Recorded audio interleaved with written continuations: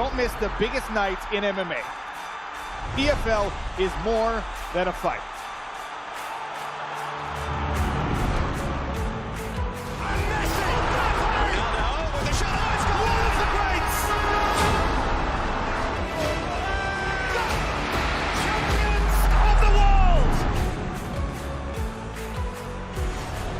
There's all to play for, which is so exciting. These teams have to come in here and give it their all.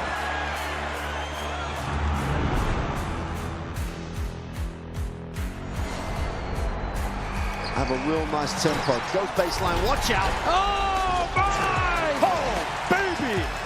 All the way down the runway for a big-time throwdown.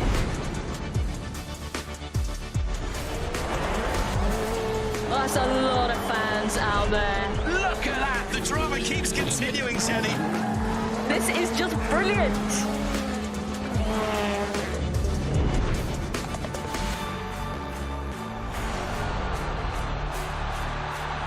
He strikes. Starts as you mean to go on. But this is the danger of the top two guys, and that nuclear weapon that is. Whoa, hello, goodbye. Score! In the back of the net. And shoots. Score! Of Serie A action. We'll bring you so much of it here on DAZN. Magnificent. That is tremendous. Catching up on any NFL game is easier than ever before. Going deep for it all. Devontae Smith. He has got it. Touchdown. Your Eagles are world champions again.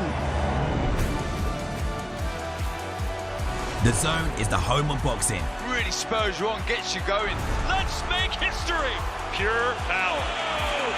There's no way back from this, surely.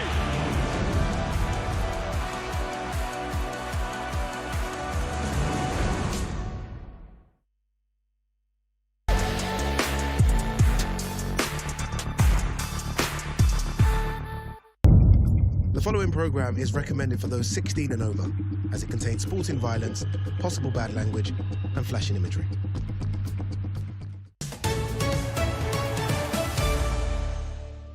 This is the moment the world has been waiting for. The judges are ready, the fighters are ready, the boxing world is ready. The fight starts now! Let's go. So aggressive, so focused. It all comes down to this. Still the undisputed champion of the world. Fight night, only on DAZN. In boxing's rich, illustrious history, the mark of a fighter is to become a champion, to follow in the footsteps of the sport's greats and to create a legacy. Succession is the name of the game on Night of the Champion.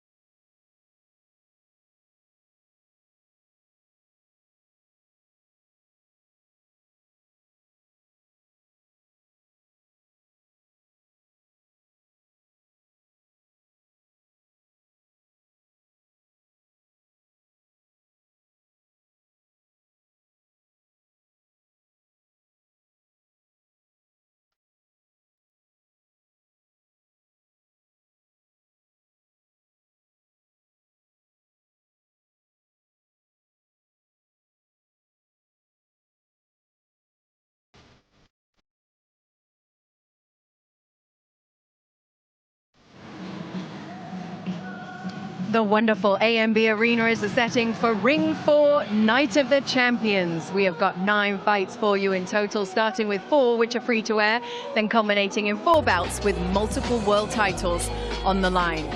And this right here is the ring walk that all of those fighters will make, all of them looking to claim a sought-after prize. And my own sought-after prize is waiting up here on stage. Nope, not Sergio. It's the former heavyweight title contender turned trainer Malik Scott, my husband. Good to see you. And of course, former world champ, the Latin snake, Sergio Mora. You get to third wheel. Isn't that nice?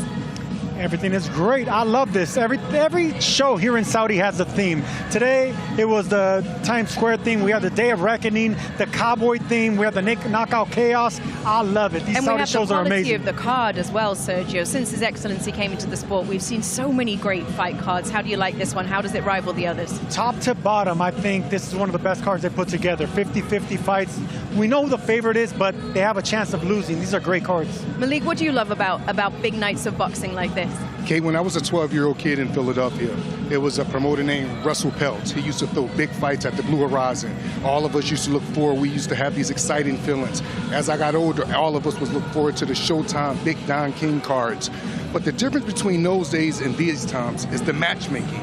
All of these fights are 50-50. Even your favorite fighter may be the A or B side, he have a chance at losing tonight, and that's what boxing is about. And that feeling of excitement that I had when I was a 12, 13-year-old kid is back. Yes. All right, we've got a great night of boxing for you ahead.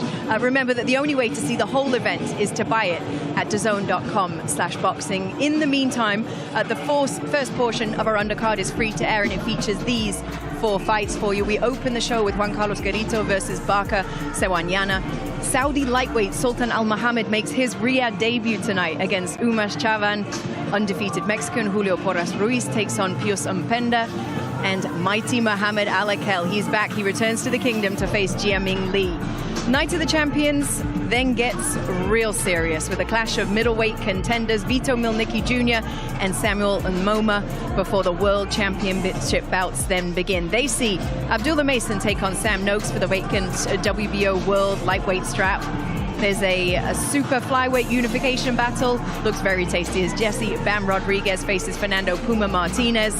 Devin Haney challenges Brian Norman Jr. for the WBO World Welterweight crown, and then David Benavidez defends his WBC and WBA World Light Heavyweight titles against Anthony Yarde. It is a packed night of action, everybody, so let's get straight into it.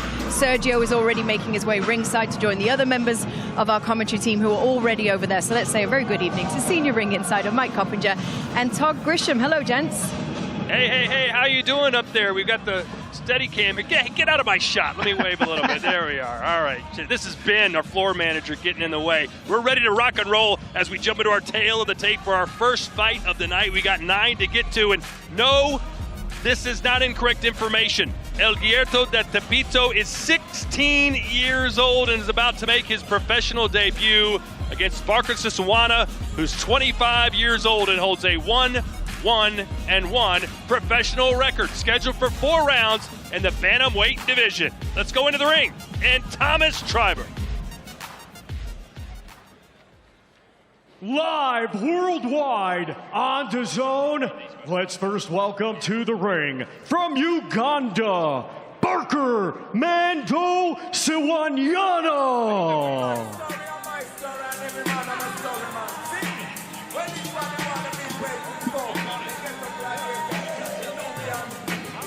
Well, Mike Coppinger, welcome ringside here. Barker Siswana, 1-1-1. He's brought here to test Juan Perez Gerito. What can you tell us about him? Yeah, Barker Sewanyana. He's going to try to test Gerito, who's only 16 years old, as you said, pro debut. He was an accomplished amateur with a 90-4 amateur record. And look, he's durable for how many fights he's had. And he won his pro debut in 2023. Barker Siswana making his way to take on the Mexican Gerito. He's from Uganda. Sergio, do you know anything about the country of Uganda? I do not, but I know a lot about Mexico, so why don't you give me that question? Well, here he comes, 1-1-1. After winning his debut fight back in 2023, he lost his second fight and then got a draw last December against Johnson Cato. This is obviously the biggest stage he's ever been on and will be trying to make his country proud here. He is the underdog, no doubt about it. He was not brought here to win, was he? No, he's not. He's the B-side. And if you want to make a name for yourself in these 4-round fights, you have to start off fast because you're supposed to be the slaughtering lamb, you know, so you want to upset the apple cart, do something great early in this first round. Show them that you're here to mean business.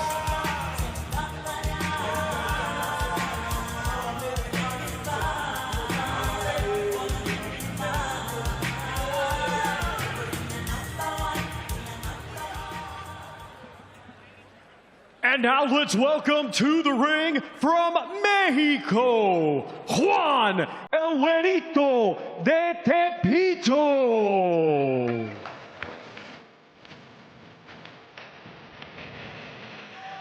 El Gerito de Tepito. Sergio, translation, please. El Güerito de Tepico, the blonde kid from the city of Tepito. And he's got the SpongeBob outfit on.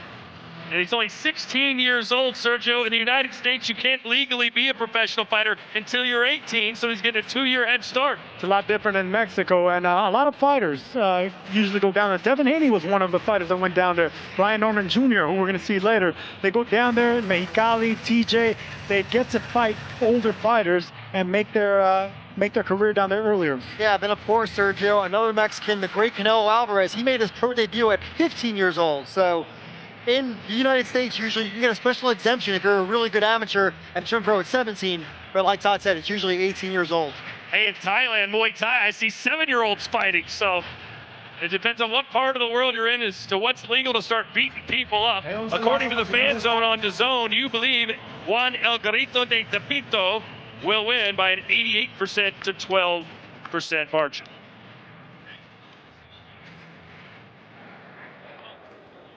Ladies and gentlemen, welcome to the ring for Night of the Champions from A&B Arena in Riyadh, Kingdom of Saudi Arabia. We get things started with 4 rounds scheduled in the bantamweight division. It is brought to you by Riyadh Season, Sella, Ring Magazine, Frank Warren for Queensberry, and Eddie Hearn for Matchroom Boxing. Along with their premium partners, Saudi Tourism Authority, STC, Saudi National Bank, Dr. Suleiman El Habib Medical Group, and Saudia. Their strategic partners, Myar United, Arroyo Cruises, Sadia, Lucid Motors, SHG, and Azure. Their main partners, Pepsi and Arena Fitness Innovation, and their commercial partner, Prime.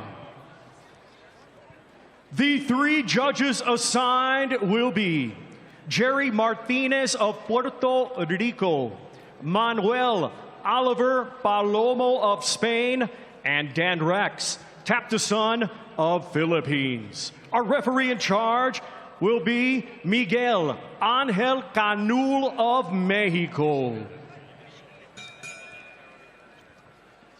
Introducing first, fighting out of the blue corner, he comes to the ring wearing white trunks and weighed in officially at 115.3 pounds. Coming to us from Buise, Uganda, he brings a professional record of 1 win, 1 defeat, and 1 draw. Ladies and gentlemen, please welcome Barker Mando Sewanyana.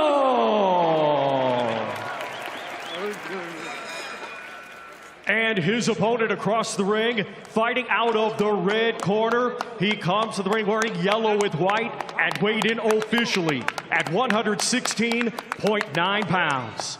He had a stellar amateur career, and now at the age of 16, he makes his professional boxing debut. Ladies and gentlemen, from Mexico City, Tepito, Mexico, here is Juan El Güerito de Tepito.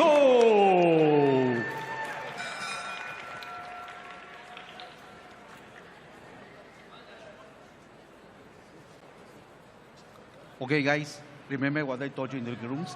Recuerda lo que platicamos en los vestidores. Obey at all my commands. Obedece mis instrucciones en todo momento. Choquen los guantes, suelta los dos.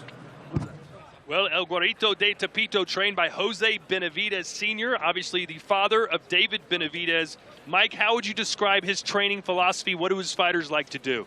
Well, you look at David Benavidez, his son, right, who's in the main event, pressure fighter, and then, of course, Jose Benavidez Jr., former welterweight title challenger who fought Terrence Crawford, another pressure fighter. So I would expect a lot of action for as long as this lasts, Todd. Yeah, and you got to believe Siswana's goal is to slow the pace, use fundamentals, and test the unproven fighter's skills. But you can see, obviously, Barker much smaller than Gerito. If Barker knows how to fight small, he can loop the shots over the top. But you have to have a lot of foot feints and be fast on the front foot in order for a taller opponent to fall for those looping shots.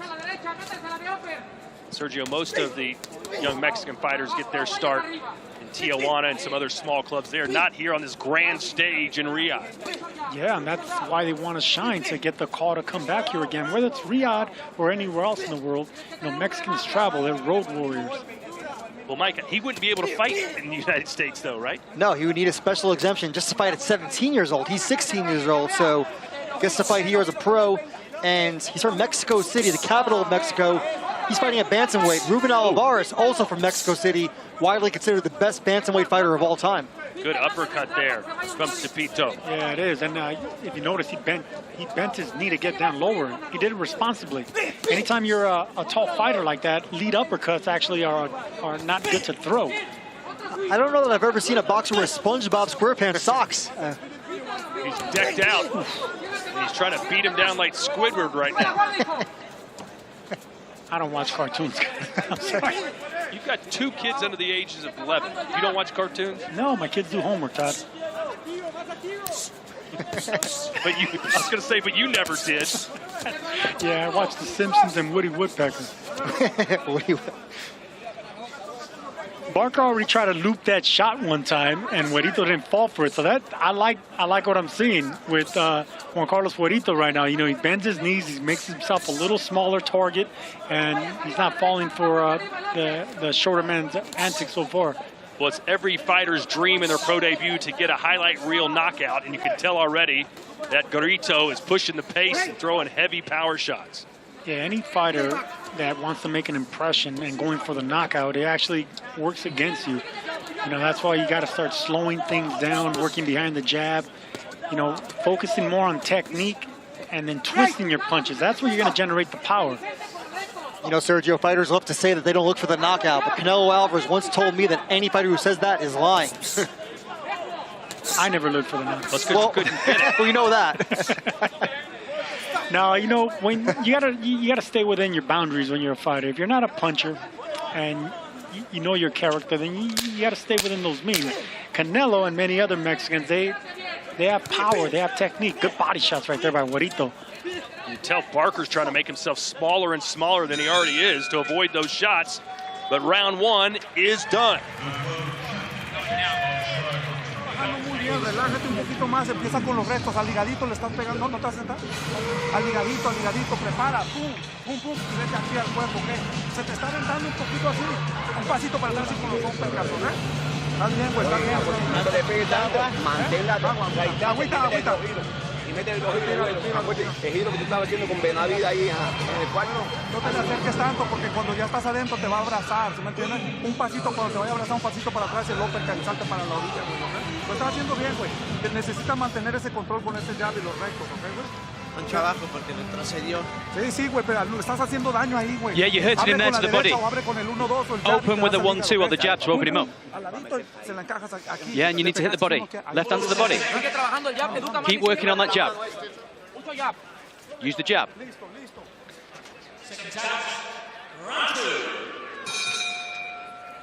Gerito told us yesterday when we asked him how he's feeling about his pro debut, he said, I'm not going to lie to you, I'm feeling some pressure, I'm nervous, but I'm happy. Sergio, if he wasn't feeling nervous, there'd be something wrong with him, right? No, you gotta have the butterflies. You gotta be a little antsy to go out there and impress, but you want to take your time. You want to use your jab, and that's what they wanted in the corner. Use your jab, slow things down, and make yourself smaller. Focus on technique. Typical Mexican fighter, Sergio, moving forward, using pressure. Yeah, not seeing a lot of jabs from Gerito so far. A lot of left hooks, though.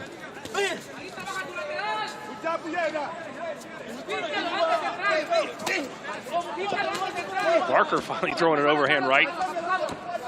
He just seems to want to duck down and kind of throw wide hooks to the body, does Barker Siswana. That's probably why he doesn't have a knockout in his first 3 professional fights. Yeah, whenever power comes behind technique, of course you're born with power, but if you want to improve it, you want to do it with a proper technique. Elbows tucked in. You want to generate power by twisting your whole waist, footwork. And right now, when you're looping your shots like Barker are, you're losing all the power in between your elbow. Kind of like a golf swing, Todd. When you open your elbows up, you lose the power. You got to keep it tucked. You still see Gerito trying to work the body, but there's just not a lot of body to work with. Barker's trunks pulled up to almost his nipples. Good body shot right there. And I'm glad the referee didn't warn him for that belt line shot. But the referee should step in and make him lower the trunks. Now the trunks right now are going to be protecting really the body, right? They're protecting. Remember those memes for Usyk in his fight against Dubois where they had his trunks up to his chin? Believe it or not, a lot of fighters that come from Africa, they have the high waist guard. They like those trunks. They always move up. It's up for the referee to definitely stop and warn them, or before the fight say, hey, look, these are going to be clean blows right here in the navel section. Yeah, good point, Sergio. We saw it last week when Jack Catterall knocked out Echo Esserman. He had the trunks really high. There you go. Now, a lot of fighters did do that, and some do it out of technique. Some just do it because maybe their underguard, their cut protector is really big. Good body shots. I love seeing this from young Mexicans or young fighters, period. But we know that Mexican fighters, that's their MO, going down to that liver. Gerito telling us he does 3 things every day: eat, train, and sleep. That's it.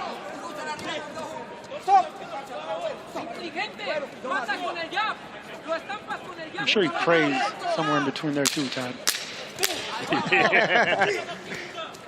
And eats too, probably a little bit. But Barker doing his best to make this an ugly fight, but he is throwing No, he's throwing the right shots. Barker's throwing the right shots, the right looping shots, but he's not lying. He's not setting them up.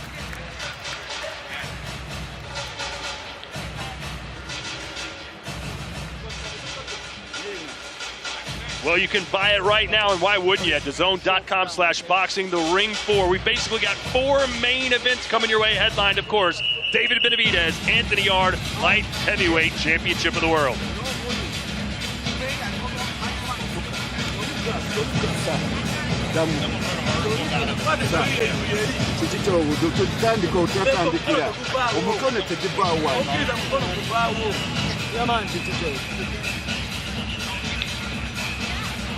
And you see Gerito getting hit by the end of that jab because he was anticipating the shorter fighter to miss that jab to land that uppercut. And that's what I mean, guys. It's a very dangerous punch for a taller fighter to lead with an uppercut because you leave your chin exposed. Barker didn't take advantage of that with a hook, but if he does that again, look for Barker to loop and hook his shots.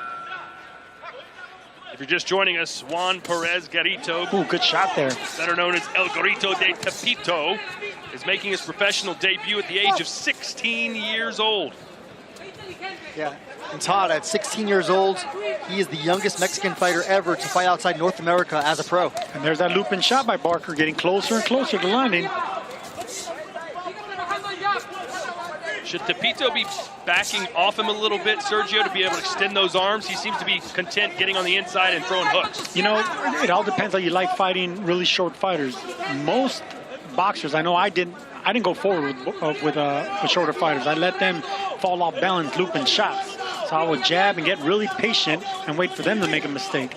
Is that what Anthony Joshua is going to do to Jake Paul? You saw the height discrepancy there and that stare down. At least in the first round. He can't just go out there, you know, trying to loop the shots, because Jake Paul, you can bet all he's going to be doing is looping that overhand right.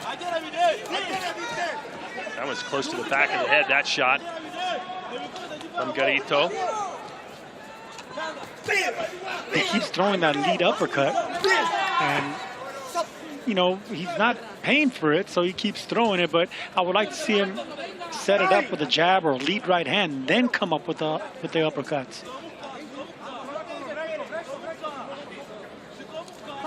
with short fighters, you got to make yourself smaller, bend your knees, and then alternate to height as well. You got to give him different looks.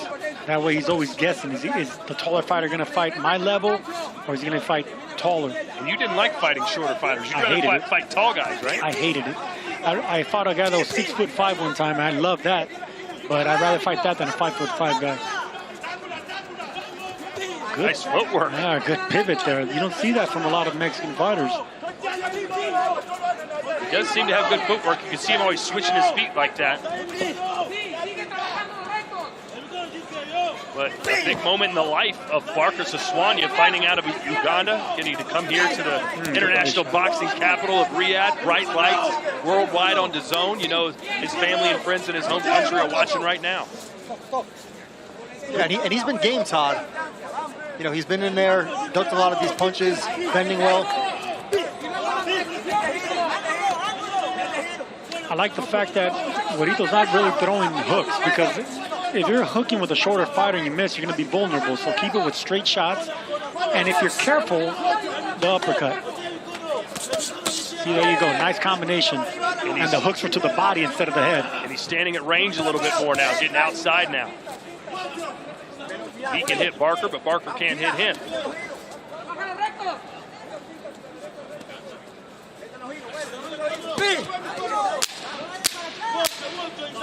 Well, you know he wants to knock you out, but it's going to be very difficult against this rugged, awkward, small style of Barker Siswanya.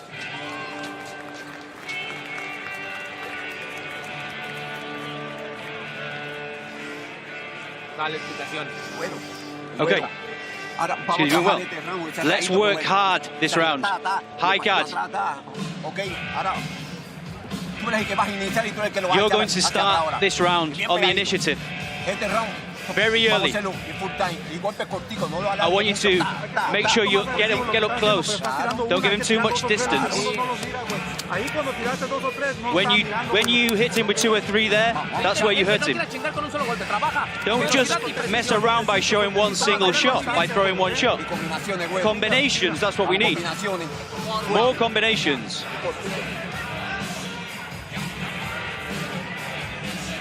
That was the voice of our translator, Kieran Simpson, who has a birthday coming up in about 36 minutes, Sergio. The best in the business, is he not? Feliz cumpleaños, Kieran, and yes, you are. The best in the business, happens to be a Brit. Speaks better Spanish than the Mexican here.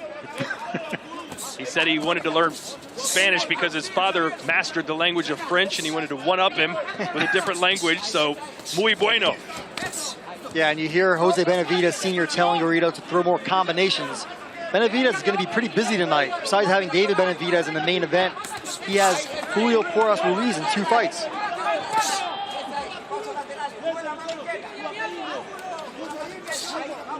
He loves that uppercut, doesn't he, Sergio? Yeah, he does, but now he's stepping back with it. He's throwing away a jab, stepping back for Siswanya to actually step into it. So now he's boxing smart, the way a tall fighter should be fighting. They must have told him that in the corner. You know, if you're going to throw that right uppercut, let him fall into it by stepping back just a little bit where he can set that trap. Boy, Siswanya awkward. Just does not quit moving, ticking back and forth.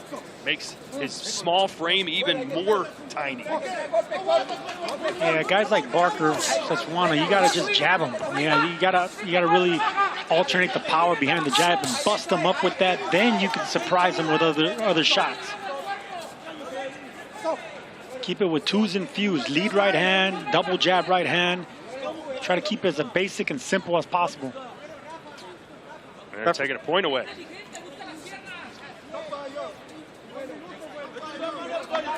What was the point taken away for, do you know? Holding. He's holding a lot on the inside, and Gerito was getting frustrated by it. I think it was a good call by the ref. And now you could see Gerito actually throwing body shots, not both sides. And of course, that footwork trying to get an angle. And now you could see why Barker got point taken away. He is holding. Never met a person with the first name Barker. Of course, Bob Barker, last name, and Darren Barker. But this is Barker Siswanya. Good right hand from Juan Gerito. Parker Mayfield. There you go. That's Baker Mayfield. Oh, Baker. All right, that was close. Just an R off. Yeah.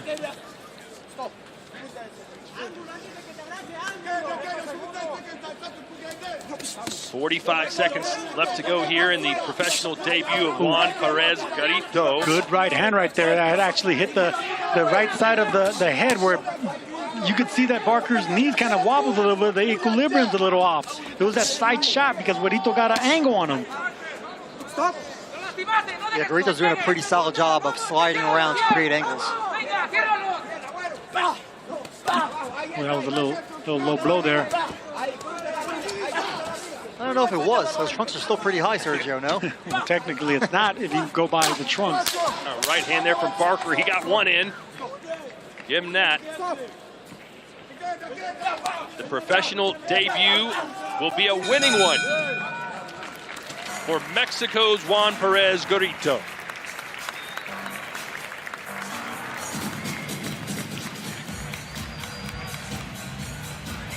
Well, ladies and gentlemen, Abdullah Mason and Sam Noakes, the countdown is on. This is one fight that either man could win their world title. If Abdullah Mason gets the job done, he will be the youngest world champion in boxing today at the young age of just 21. That's coming up on Ring 4, Night of the Champions. What a way to open up this card, man. Two undefeated fighters, young, strong, hungry, fighting for a world title.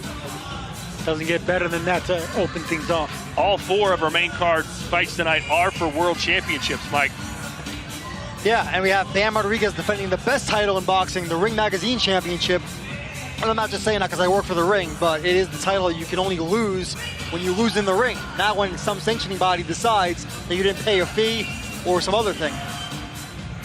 Yeah, by the way, how is the WBA title on the line in the light heavyweight fight between Benavidez and Arthur Yarde? Explain that. Yeah, that's because the WBA likes to create secondary titles so they can get more sanctioning fees, essentially.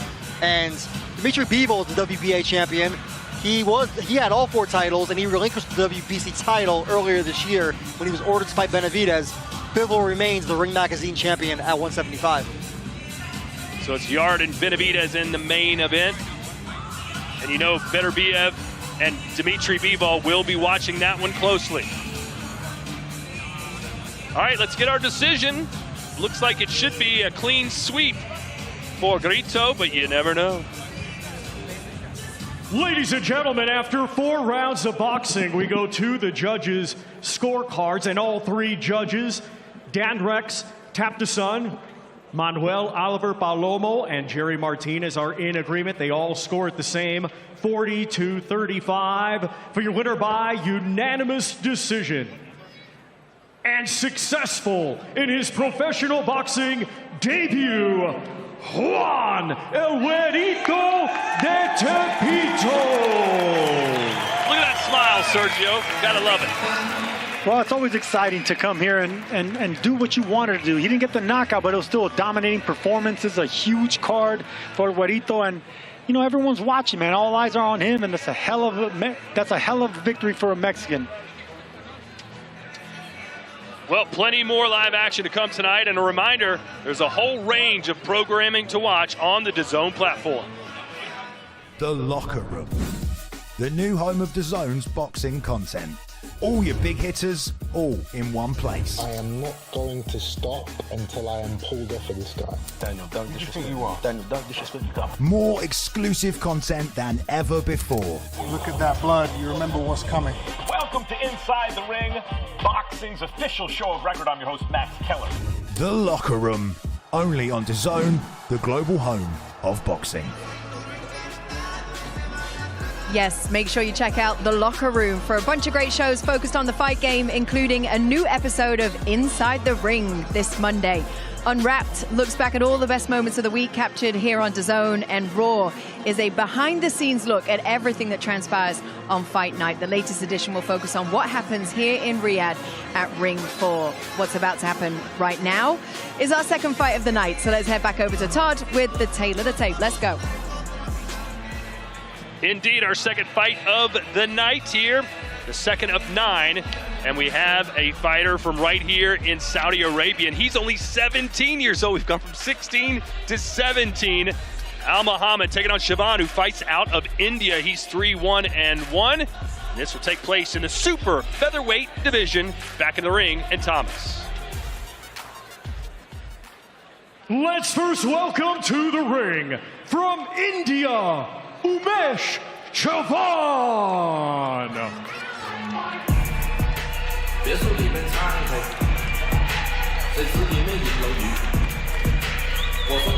Umesh Chavan even getting the pyro. How exciting is that? 3 straight fights unbeaten after beginning his career with a loss. He does have 1 knockout. And Mike, a couple of young Indian fighters trying to make their way in the sport, most notably 24-year-old Olympian Dashant Dev, who's 4-0. Yeah, India, obviously massive population, billions of people, right? Well, millions.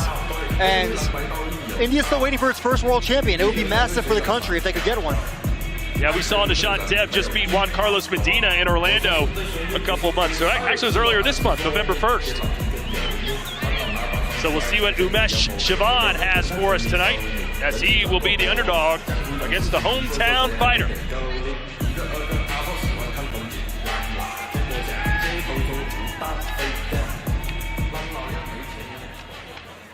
And now let's welcome to the ring, from right here, Saudi Arabia, Sultan Almohammed.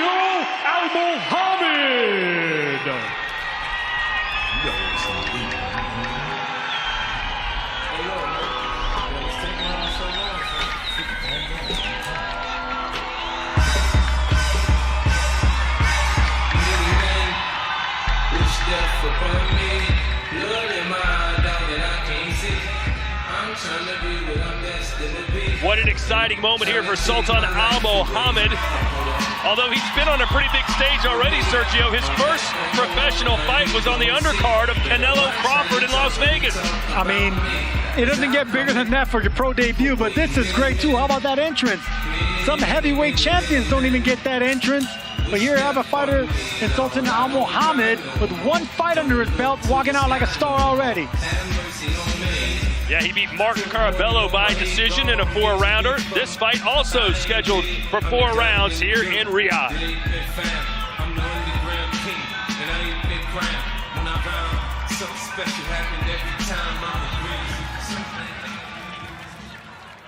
Ladies and gentlemen, this bout is scheduled for 4 rounds in the super featherweight division. Brought to you by Riyadh Season, Sella, Ring Magazine, Frank Warren for Queensberry, and Eddie Hearn for Matchroom Boxing. Along with their premium partners, Saudi Tourism Authority, STC, Saudi National Bank, Dr. Suleiman El Habib Medical Group, and Saudia. Their strategic partners, Meyer United, Arroyo Cruises, Sadia, Lucid Motors, SHG, and Azure. Their main partners, Pepsi, and Arena Fitness Innovation, and their commercial partner, Prime. The 3 judges assigned will be Jean-Robert Lane of France, Jerry Martinez of Puerto Rico, and Mike Ross of the United States. Our referee in charge will be Edward Goyantes of the United States. Introducing first, fighting out of the blue corner. He comes to the ring wearing blue with silver and weighed in officially at 129.9 pounds. Coming to us from Mapusa, India, he brings a professional record of 3 wins, 1 defeat, and 1 draw. Ladies and gentlemen, please welcome Umesh Chavan.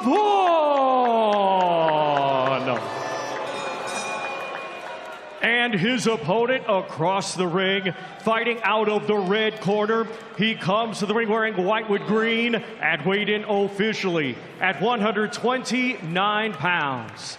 At just 17 years of age, he is now undefeated as a professional with 1 victory. Ladies and gentlemen, from right here, Riyadh, Kingdom of Saudi Arabia, here is Sultan Almohammed.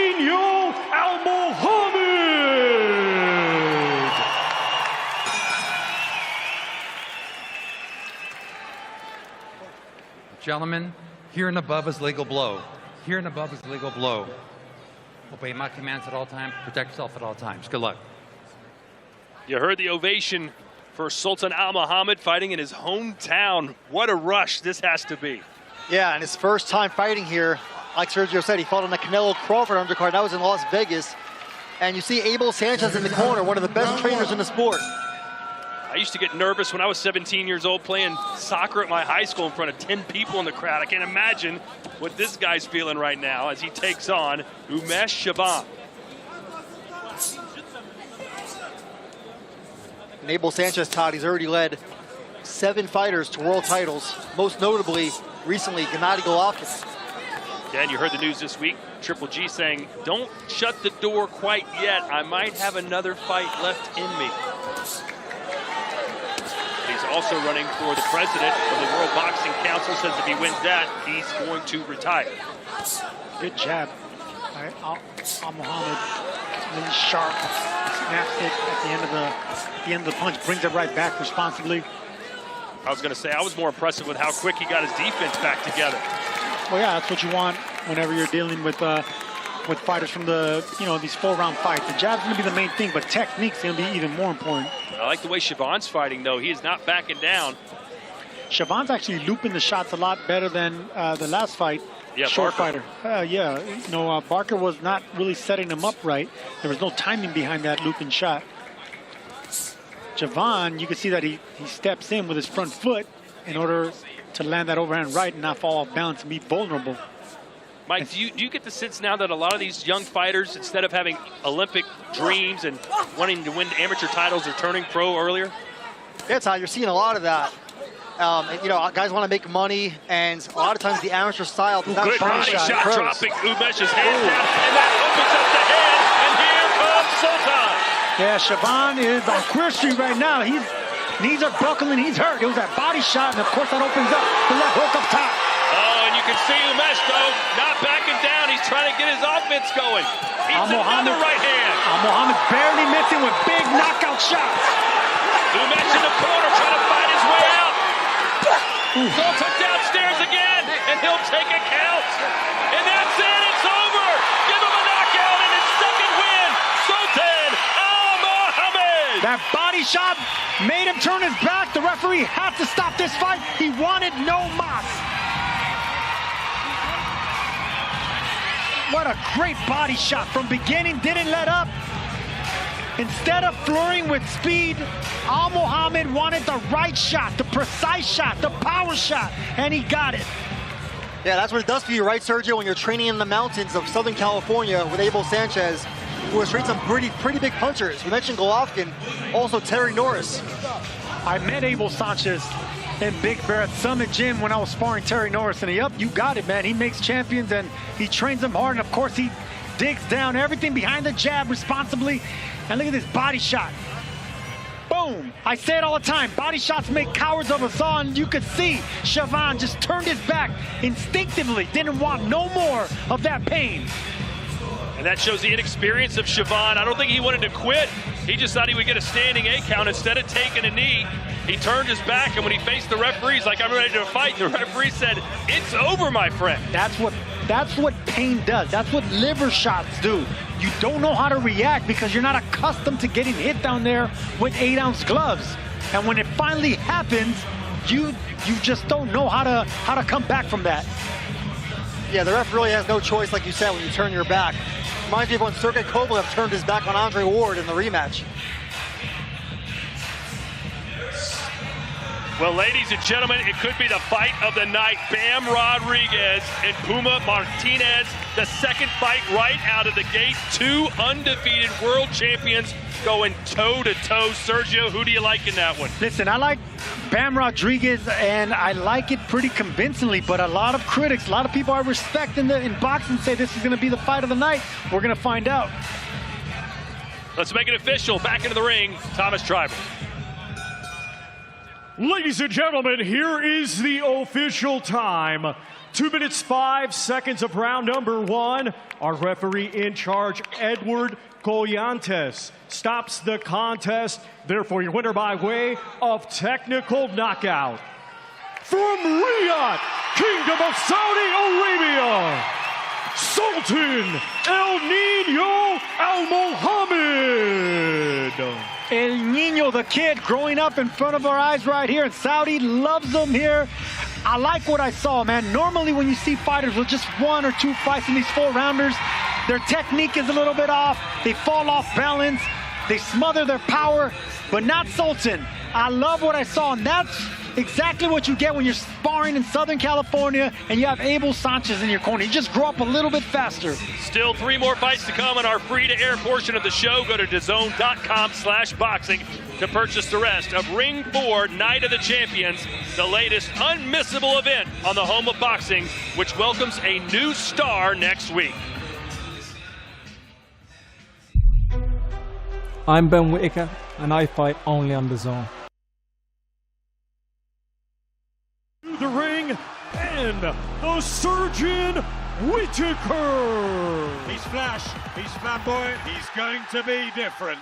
Love him or hate him, he's become almost must-see TV. Welcome to the ring and the Surgeon Whittaker. He's flash, he's flamboyant, he's going to be different. Love him or hate him, he's become almost must-see TV. He's precocious.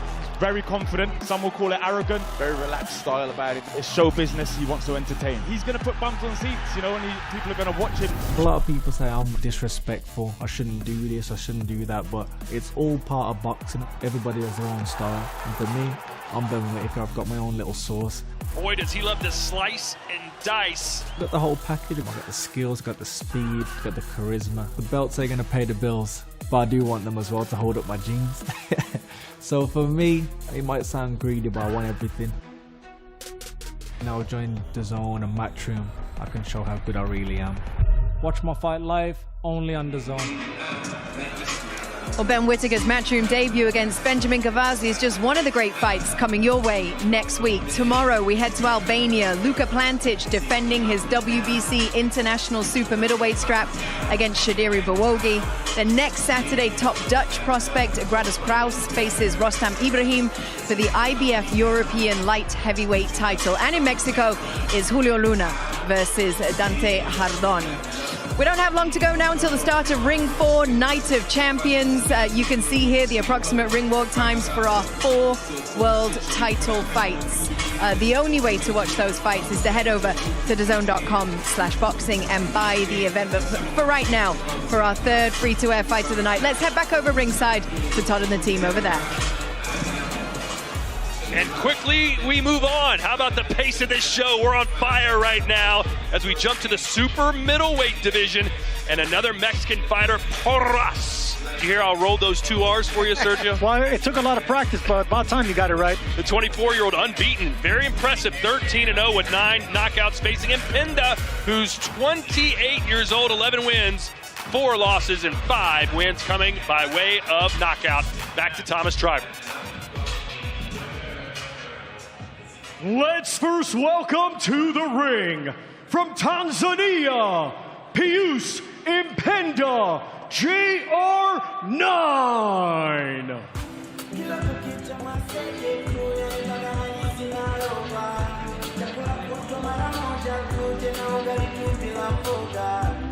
Pius Impenda, a 16-fight veteran coming off a unanimous decision win over Isaac Torres, coming off a unanimous decision win over Shabani Indaro back in May. A little bit awkward style. He's long though, Sergio, and wants to try and make this fight maybe a little ugly to get the win. Long, but he's faced nothing but good fighters with good records. So that, you know, that goes to show that even though Porras is 13-0 with 9 knockouts, Impenda does have some good names on his resume. He has some good records. So this should be a nice test for the Mexican tonight.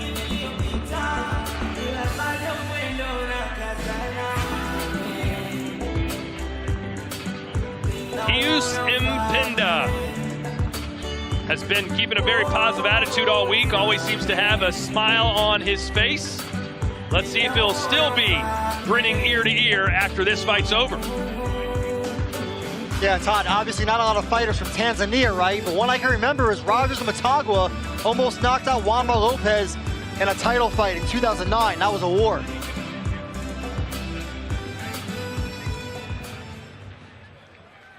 And now let's welcome to the ring from Mexico, the undefeated Julio Diamante Porras.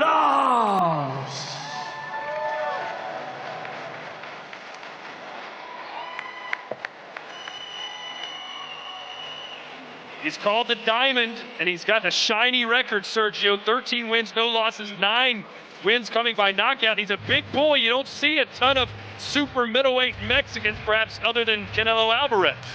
And Zurdo Ramirez, who started his career at 168. But yeah, you're right. You know, Mexicans are getting bigger, and they're fighting in taller, higher weight classes, and they're fitting in nicely because they have the power and they bring the technique behind it. Yeah, Sergio, when I think of Diamante, I think of Raul Marquez, the former title holder, broadcaster. And Olympian, U.S. Olympian. Shout out Raul Marquez. No love for David Diamante, anybody? There you go. Good one. Boy, he's all business. Pius was smiling. Porras looks like he's about to get in a fight. And he is about to get in a fight. So you got the classic pressure versus distance. Maybe geography decides the winner here.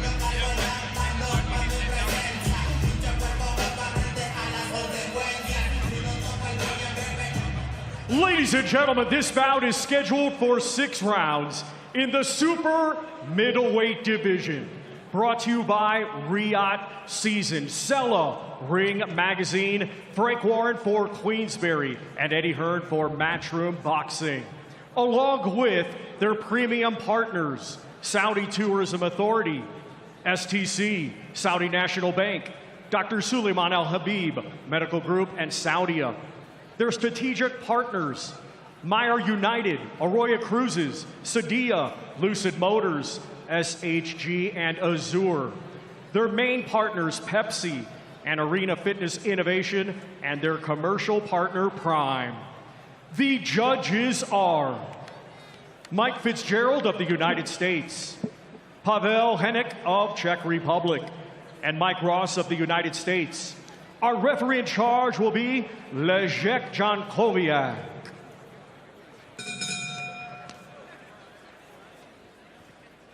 Introducing first, fighting out of the blue corner. He comes to the ring wearing gold with black and white and weighed in officially at 166.12 pounds. Coming to us from Dar es Salaam, Tanzania. He brings a professional record consisting of 11 wins, 4 defeats, 1 draw. 5 of his 11 wins come by way of knockout. Ladies and gentlemen, please welcome Pius Impenda JR9. And his opponent across the ring, fighting out of the red corner. He comes to the ring wearing black with silver and weighed in officially at 167.9 pounds. Hailing from Hermosillo, Sonora, Mexico, he brings an undefeated record with 13 wins. 9 of his 13 wins come by way of knockout. Ladies and gentlemen, here is Julio Diamante Porras.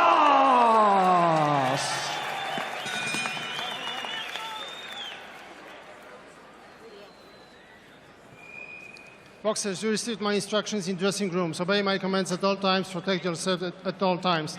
Everything from bed line and up is okay. Everything from bed line and up is okay. Touch gloves. Good luck to both of you.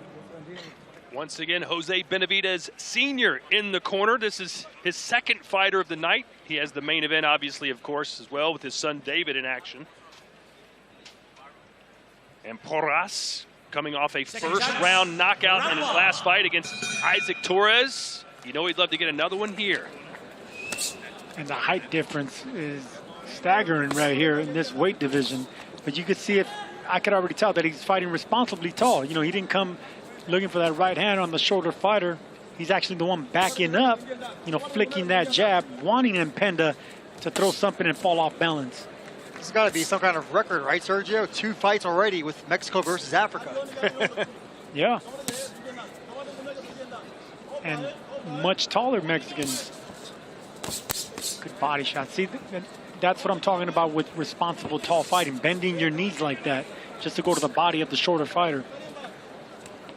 You know, when you're that much taller than your opponent, you got to fight responsibly tall. You know, you can't just stay in one height. You're bound to get timed. Well, Sergio, you talked about this before, that Mexican style is getting a little more culture with Zurdo Ramirez kind of leading the way. It's not just, I'm tougher than you are, I'm going to outwork you. It's a little more refined. New school Mexican style is what I call it. And we've been seeing that ever since Eric Morales. We know he was a warrior, but he can also box. And, of course, Canelo Alvarez and so many others. And Juan Manuel Marquez, actually, he was the one that I first realized this guy was a warrior, but he had technique, he can box. And I think more Mexicans are picking that up to extend their career and become champions in multi-divisions. On the back of Porras' trunks, it says Ezekiel 3:9. Interesting Bible verse to choose. It starts out with, I will make your forehead like the hardest stone, harder than flint. So I guess he's got a hard head? Hard head, yeah. Or he wants a hard head. He's praying for one. You know any more Bible verses? Jesus wept. Okay. Jesus tonight. Porras, undefeated, 9 knockouts. A lot of fights. Good jab. Yeah. Boy, Pius Mpenda finally throwing something, but he's got to get much closer and throw much higher. Almost needs to jump to throw. But Joe Frazier made a career out of doing that. Yeah, but Joe Frazier had upper body movement. He made himself even smaller. He had quick, explosive left hooks. You know, that's the reason, you know, you would think that he was ducking down too low where he couldn't jump up and hit you. Frazier made a career out of that. Yeah, you got to make sure that you're not getting punched in the temple there, right? You know, guys like Joe Frazier, Dwight, Huawei Muhammad, a lot of short fighters, they know how to fight small. And it's a talent. You know, whenever you're that small, if you got the skill, you got the speed, you got the strong back where you can actually bend, then you can make a career out of fighting taller fighters. Good uppercut there right at the bell. We got a packed house tonight, an absolute sellout, and they'll be here till early in the morning. The main event scheduled to walk at 5:45 a.m. Mike, that's way past your bedtime. I don't know about mine. Definitely Sergio's, though. I've been sleeping a lot.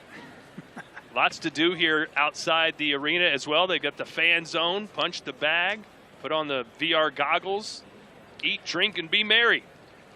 It's always a good time here in Riyadh. And this is a city not quite like Vegas, but the bright lights, and no one goes to bed until, what, 6, 7 in the morning. All the restaurants are open all night long. The restaurants are opening, the coffee shops, the tea shops, the hookah lounges.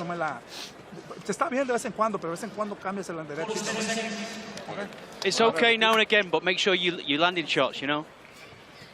Seconds out. Round 2. Round 2 scheduled for 6. Our previous fights were 4-rounders. So we're inching up, and of course the main card tonight, all 4 of the fights will be scheduled for 12 rounds. Which fight, Mike, are you most looking forward to? Tough to pick just one, Todd. I think the fight that could steal the show is Bam Rodriguez versus Fernando Martinez. That has action written all over it. Yeah, I think maybe the sleeper fight's the one right out of the gate.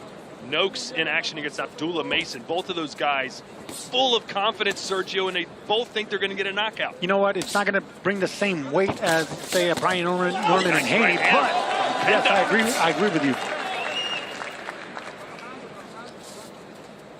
Whenever you have undefeated fighters like that, they're so hungry from different parts of the world. You know, they want to defend that. Oh, and they're fighting for a world championship. So I agree with you, man. I think Sam Noakes and Abdullah Mason is going to be something special.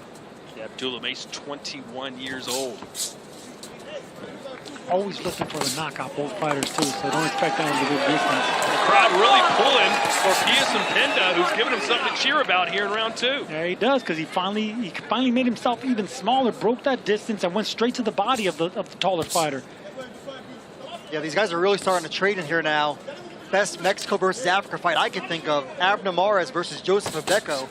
I think our friend Mares threw about 30 low blows in that fight. He pulled an Andrew Galata. Foul pole. Julio Porras, 24 years old. Still plenty of time to grow into that big frame. As you mentioned, Zurdo Ramirez started his career at 168. Now he's at 200 as a cruiserweight and has even talked about going up to heavyweight eventually.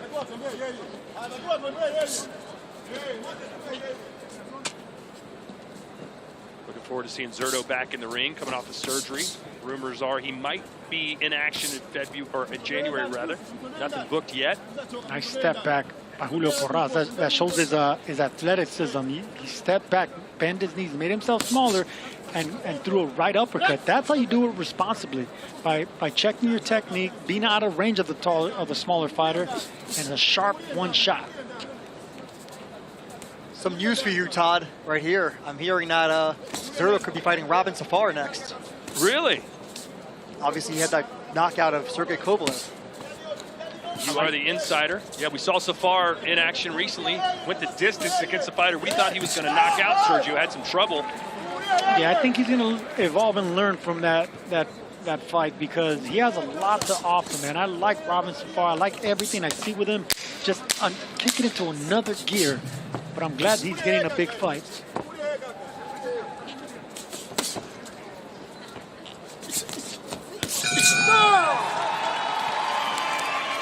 We were just talking about our first fight of the main card, Sam Noakes versus this man, Abdullah Mason, in the building. And Mike, a chance in history for him tonight. He wins. He becomes the youngest title holder in the world. Yeah, it's an incredible feat. People have had their eyes on him for a long time in boxing. Talked to a lot of people in the industry, Todd, and they all say this guy could be the pound-for-pound king one day. And we're seeing the next generation, because Bam Rodriguez became the youngest champion in boxing. Devin Haney was a young undisputed champion, and now we have Abdullah Mason to become the youngest now. So it's a bright generation for boxing, and it's looking great. That is for the vacant WBO lightweight world title right out of the gate on our main card, coming up later tonight.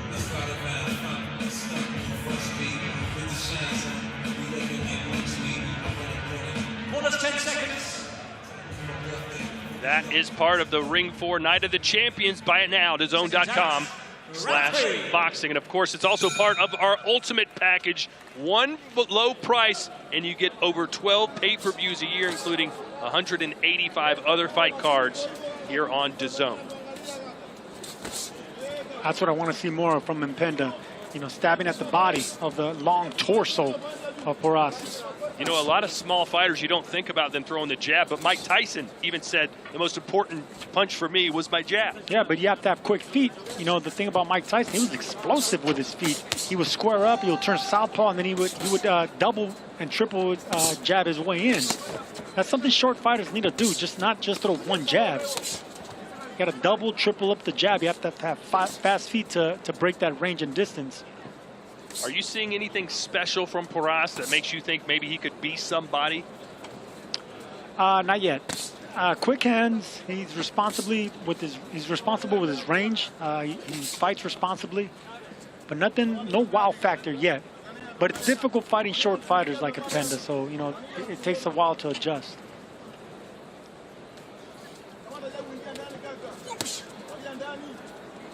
You know, with fighters like Mpenda, you just got to be happy with the jab, you know, alternating speed and power of the jab, using the entire ring, you know, throwing straight right hands. No combinations with shorter fighters, you know, you don't give them a chance to loop something or punch in between the shots. Keep it with twos and fews.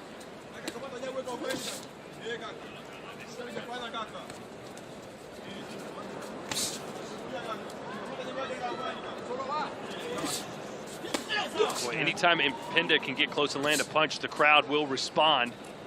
They're cheering for the David in this David and Goliath matchup. That was a good stabbing jab by Porras. It's rare you see such a tall fighter like that jab to the gut of a much smaller opponent.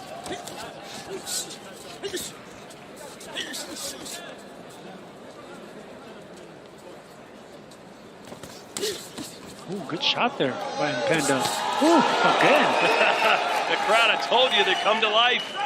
They want to see Impenda pull off the upset here. Impenda set that looping shot with 2 body shots downstairs, got the elbows down and the guard down on Porras, and he came over the top. Sly fighters of Impenda. Yeah, Sergio, you just called it moments ago, right? When you're the shorter fighter, you're taller, you have to be wary of that. Still to come, our featured preliminary fight, Vito Milnicki Jr. and Samuel Nmoa. A lot of back and forth talk yesterday or the day before at the press conference between those two.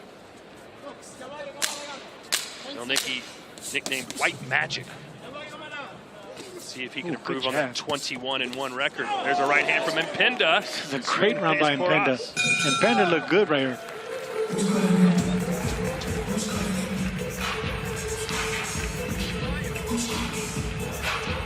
And we say hello ringside. Todd Grisham, Sergio Mora, and Mike Coppinger here. No Chris Mannix this week. How do you feel about that? Well, we're here with the legend, Mike Coppinger, who is a good dresser, good commentator, and a good writer. So I'm glad Mike's here. Happy to be here. We miss you, Chris. Chris on not daddy duty yet, but eventually daddy duty, as his wife, Sinisa Estrada, is due almost any day now. So salute and hello from Riyadh, and good luck to you guys out in California. Papa Mannix. Do we have to get him a baby gift, by the way? Is that? I'm not getting him nothing.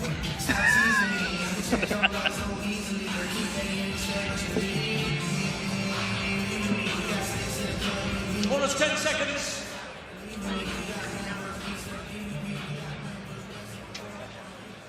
Seconds out, round 4. All right, we're in round 4, scheduled for 6. Let's see if one of these guys can land a consequential punch to really get this place heating up, because it is cold in here, I'll tell you that. Well, I like the way Impenda finished the last round. It seems like he's getting closer and closer to getting what he wants to do, and that's breaking that distance, not fighting at the long range of Porras, and of course looping the shots. But it starts with body shots that Impenda did on both sides. See right there, he tried to loop the shot, but he didn't set up with body shots. Just past midnight local time here in Riyadh.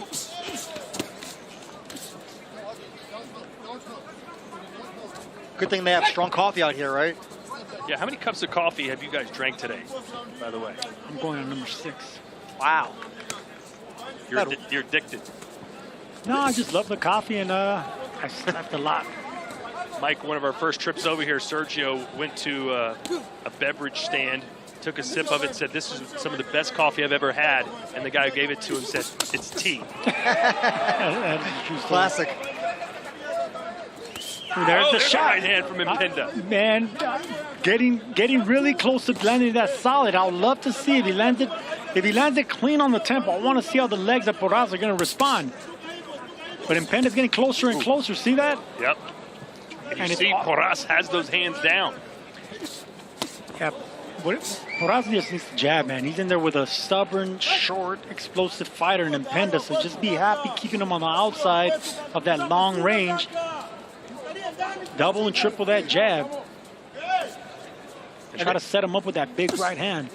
And it was actually just the anniversary earlier this week of that incredible knockout, Sergio Martinez, when he looped that shot against Paul Williams, the taller man. Knockout of the year, face down on the canvas. Impenda, 5 knockouts in his 11 wins, so not a ton of power, but he has got some KOs under his belt. Ooh, good shot. He just ate one there. Impenda has the right idea. You know, he's punching between the shots of the longer arm Porras. He's trying to time that overhand right. He keeps inching that front foot closer and closer.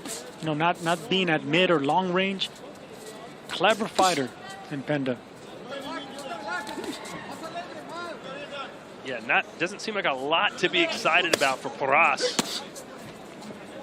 Really hasn't put his stamp on this fight.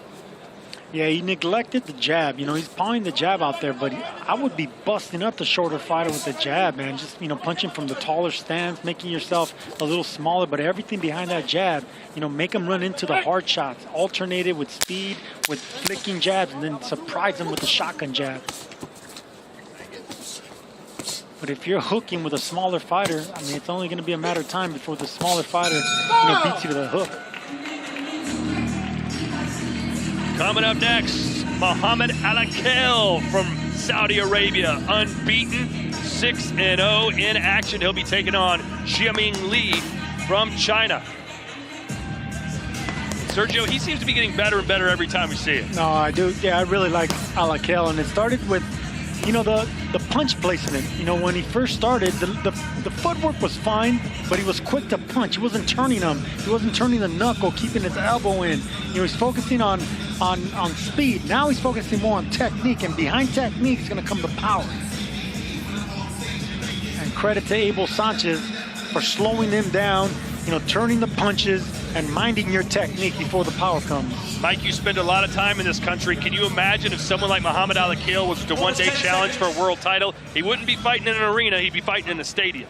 Yeah, I mean, look at all the fights they're having here now, right? And His Excellency Turki Al-Sheikh, it's a dream of his and a passion project to crown a champion. So Sultan Almohammed and Mohamed Alakel training with Abel Sanchez. That fight is next. Some work to do here. We're in round 5, scheduled for 6. Do you think Impenda's won a round yet, guys? Maybe one, yeah. But he's in several rounds, and especially the later rounds. Well, if he's got one round, if he wins the last 2, could have a draw. There's that right hand. There's that right hand, and that's because Porras let him in. He let him in too close, and that's credit to Impenda. Ooh. And that time he led in with a jab, which created the opening, and this is where he wants to be. Caught him again with a right, and Porras does not look too good right now. Looping both shots now, because now he already figured it out. He got the formula. He broke that long distance. He's inside the reach, so now he's looping both hands and landing cleanly. You can see Porras didn't like those shots now in the back foot boxing. And he's doing a nice job, I think, of dipping his head when he throws the overhand shot. That's what you have to do. You know, you got to tuck that chin in and swing for the fences, but do it responsibly. You threw a lot of those against, I think I was Alfredo Angulo. No, I threw a lot of those, period, because I would make myself small. There you go. That's a shot right there. I learned that shot when I was watching, you know, Sugar Ray Leonard, Tommy Hearns. You know, Tommy Hearns was winning every round. It was like the later in the fight, you're blowing it, son. It was that overhand right to the taller Hearns, and that changed everything for Sugar Ray. And now you see some blood trickling from the nose of Julio. He's trying to fight his way back. This is not where he wants to be. In close, and he made another right hand. This is the best round of the fight by far for Pius Impenda. Oh, and he's rocking Porras. He's not only has he rocked him, but he shook him. Now Porras is thinking twice about throwing his own punches. Maybe this will wake the Mexican up a little bit. Kind of treating this like a sparring session. Good uppercut there. Yeah, I wouldn't throw that uppercut. Now that Impenda's already landing those overhand shots, that's the last punch you want to throw, is that lead uppercut. You leave your chin exposed, and it's not a good look for technique for the taller fighter that's getting rocked.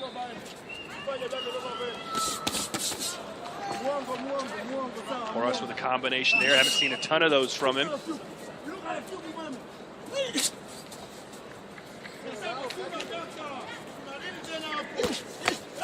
Yeah, every time Impenda comes in with the jab, he gets some successful shots to land after it. Yeah, that's the punch you should be landing right now. You know, you got to hide that overhand right. You know, Porras has already felt it. He's expecting it. Now you gotta hide it. You gotta be more, manipulate your opponent into that overhand shot and do that with jabs and foot feints. Big round for the Tanzanian.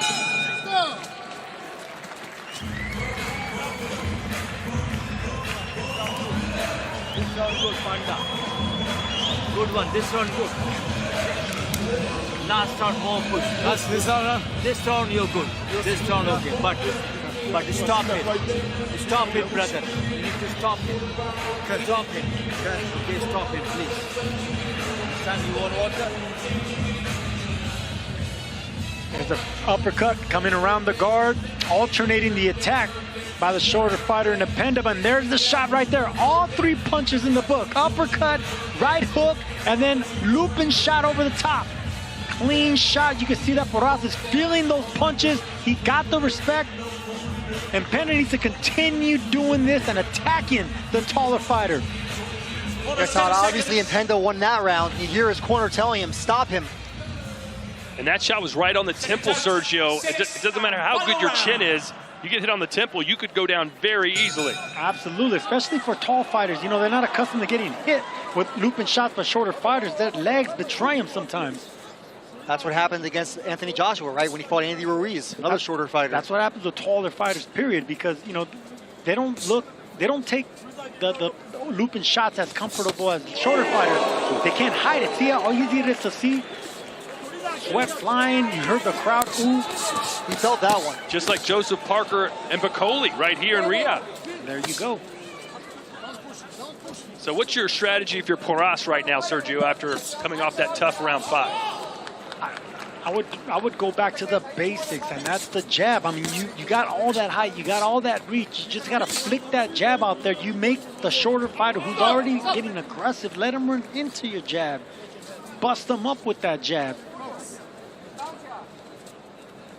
But see, that's all he's been doing, Porras. He's just been flicking that jab, touching that jab, poking that jab, but he's not really committing to that jab.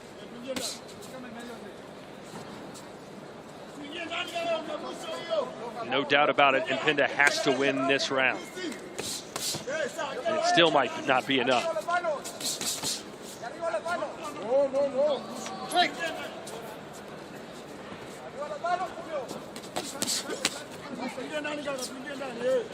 Penda now the one pressing forward.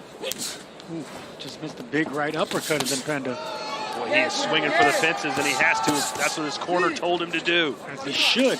Momentum has changed.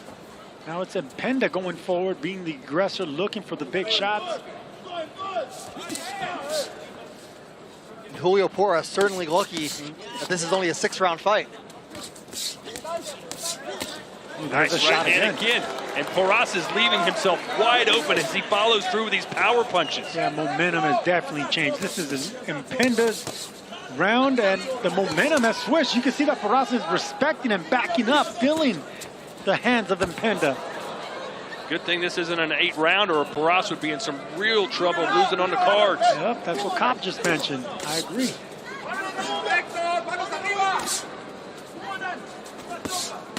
Nice left there from Porras. I'm having trouble rolling my R's the more I say Porras. Sorry, Sergio. You're doing all right.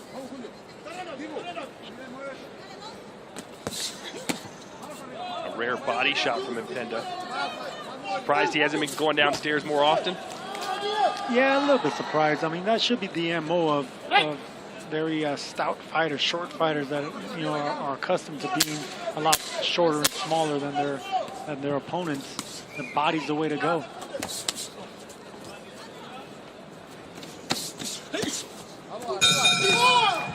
And that will do it as Porras bounces off the ropes. So you've got to believe Penda most likely won those last 2 rounds, but did he sneak one of the first 4 and earn a draw? We'll find out here momentarily. But want to remind you of what's coming up straight ahead on our main event of the evening. Brian Norman Jr. and Devin Haney. This is Haney's first fight at 147, and he goes right after a champion, Sergio. Do you agree with that strategy? I agree with the guts of Devin Haney, and you could just look at his resume, and this guy hasn't, he hasn't avoided anyone. It's champion after champion. You gotta give the kid credit, man. He turned a dream into reality. Not a lot of happy faces in the corner of Porras right now, and for good reason. And you asked me early in the fight if I'm impressed with what I'm seeing, and I couldn't really pick out anything, Todd, because there's a lot of work to be done with Julio Porras right now. And one of the things is upper body movement. The thing about Mexican fighters, they have great upper body movement. They work on their lower back. They know how to go under punches. Porras was a little bit too stiff. Didn't use the jab enough.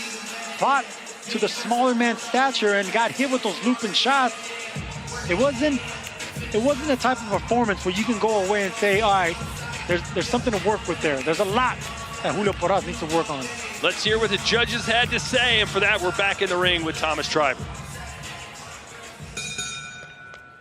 Ladies and gentlemen, after 6 rounds of boxing, we go to the judges' scorecards, and all 3 judges, Mike Ross, Mike Fitzgerald, and Pavel Hennick, are in agreement. They all scored the same, 57-57. This bout is a unanimous draw.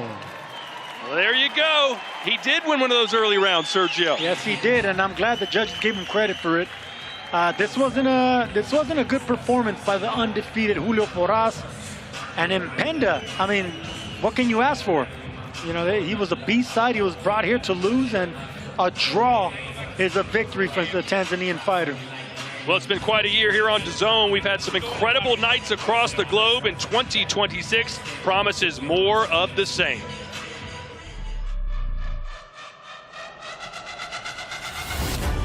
Which one of these 2 lions will leave Wembley as the face of English boxing? It's over. There's no way back from this. Oh, the big left hand. Unbelievable. Alexander Usyk and Tyson Fury lock horns all over again.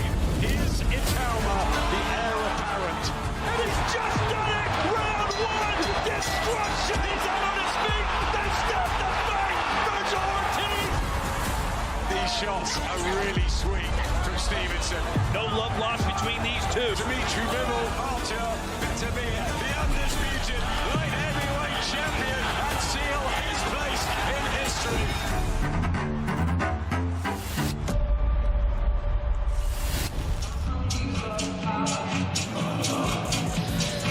Well, we close 2025 back here in Riyadh with Ring 5, Night of the Samurai, featuring pound-for-pound stars Naoya Inoue and Junto Nakatani. 2026 then begins with an eagerly anticipated rematch between Amanda Serrano and Erica Cruz. The Magnificent 7, headlined by Moses Itauma against Jermaine Franklin. That comes your way on January 24th. And we got more still in February. Eduardo Sugar Nunez facing Emmanuel Navarrete for the IBF and WBO super featherweight titles. All of that and more for you on DAZN. We got just one more free-to-air fight, everybody. Then it is Ring 4 Night of the Champions. To buy the event, head right now to DAZN.com/boxing. Right now, though, let's take you back to the action and Todd. Get ready for our 4th fight of the night and another Saudi fighter in action. Probably the best there is today in the pro ranks. Mohamed Alakel, undefeated, only 21 years old, taking on China's Jiaming Li, who's 7-5 with 4 knockouts, 6 rounds, super featherweight division. Let's first welcome to the ring from China, Jiaming Li.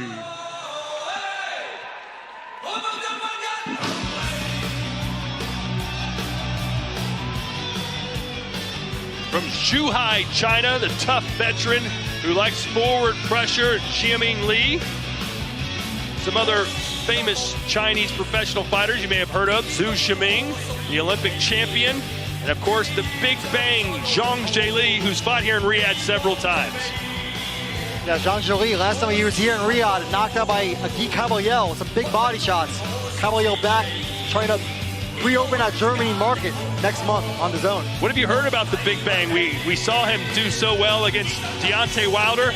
Where does he go now from here after losing to Caballel? Sorry, I meant to say January on DAZN for Caballel. But for Zhang, look, I think he's still in the mix for some big fights. Yes, he's in his 40s now, but he's a big name, and I'm still waiting to see a fight in China. Yeah, he said he wanted Anthony Joshua in China one day. Doubtful that happens now, but you never know.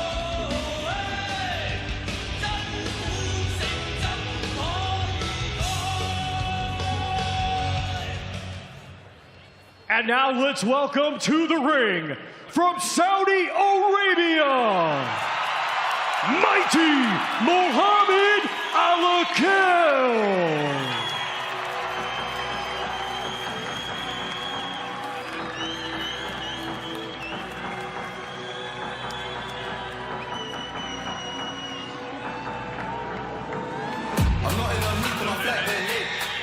Mohamed Alakel, the Riyadh-born prospect training in Big Bear.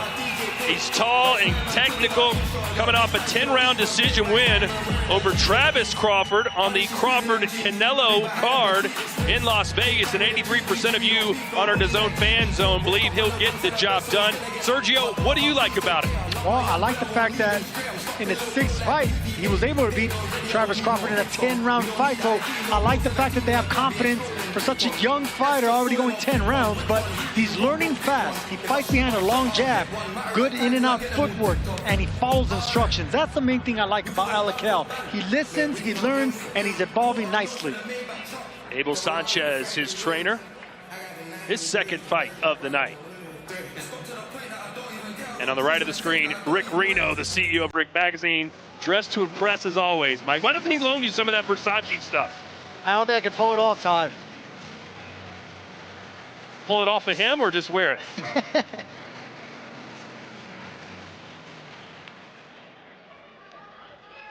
Ladies and gentlemen, this bout is scheduled for 6 rounds in the super featherweight division. Brought to you by Riyadh Season, Sella, Ring Magazine, Frank Warren for Queensberry, and Eddie Hearn for Matchroom Boxing. Along with their premium partners, Saudi Tourism Authority, STC, Saudi National Bank, Dr. Suleiman El Habib Medical Group, and Saudia. Their strategic partners, IR United, Arroyo Cruises, Sadia, Lucid Motors, SHG, and Azure. Their main partners, Pepsi and Arena Fitness Innovation, and their commercial partner, Prime. The 3 judges assigned will be Nawaf Almohammed of Saudi Arabia, Mike Fitzgerald of the United States, and Leszek Jankowiak of Poland. Our referee in charge will be Pavel Henek of Czech Republic.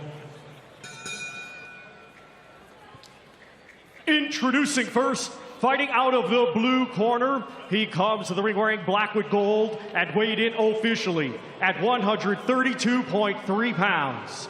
Coming to us from Zhuhai, China, he brings a professional record of 7 wins, 5 defeats, with 4 of his 7 wins coming by way of knockout. Ladies and gentlemen, please welcome Jamin Lee.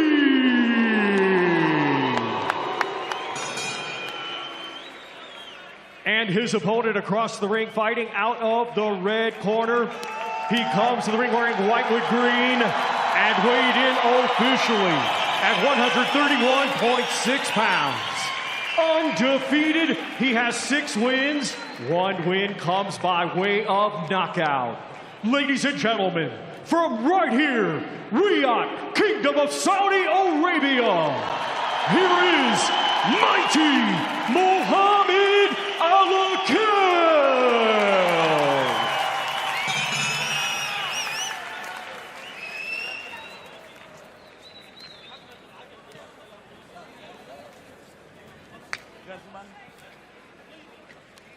Gentlemen, you received your instruction in the dressing room. Please follow the rules. Here and here is a low blow line. Do not punch below. Always protect yourself. Good luck. Touch gloves.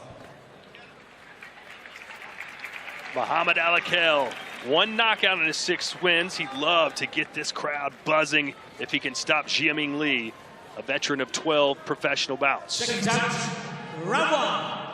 And half of those bouts against undefeated opponents. He's beaten 3 of those undefeated opponents. Another one is in front of him tonight. Look how quick he went on the front foot, taking no time to put the pressure on Lee. And this is what I like about Alakel. Look at the foundations are good. The foundation's good. The footwork, the hands are up, elbows are in, responsible jab.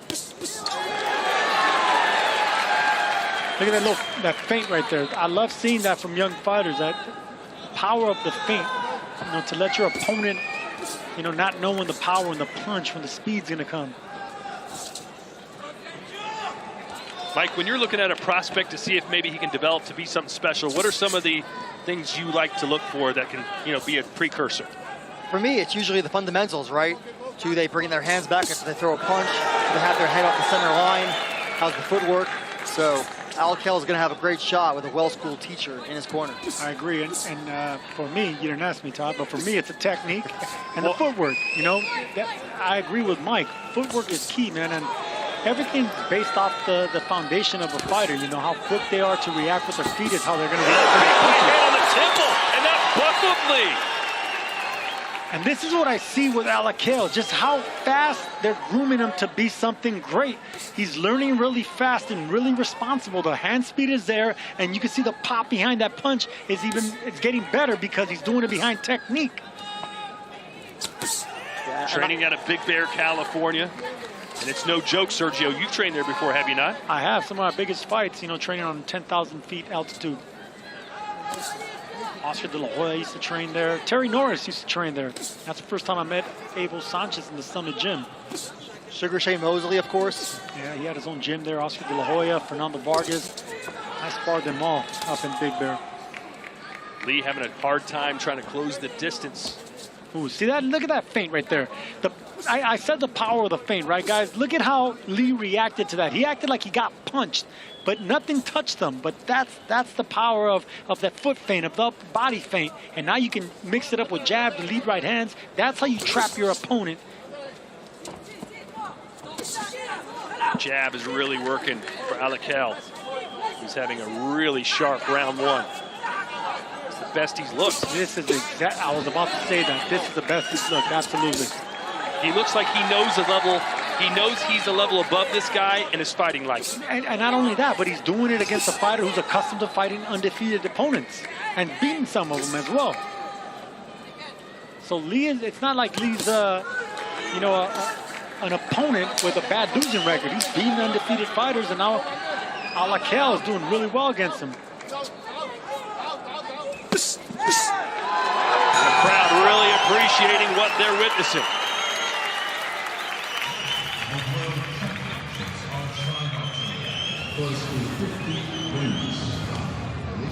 Very, very good. The only thing I want to see now is I want to see the right hand a little bit more here, okay?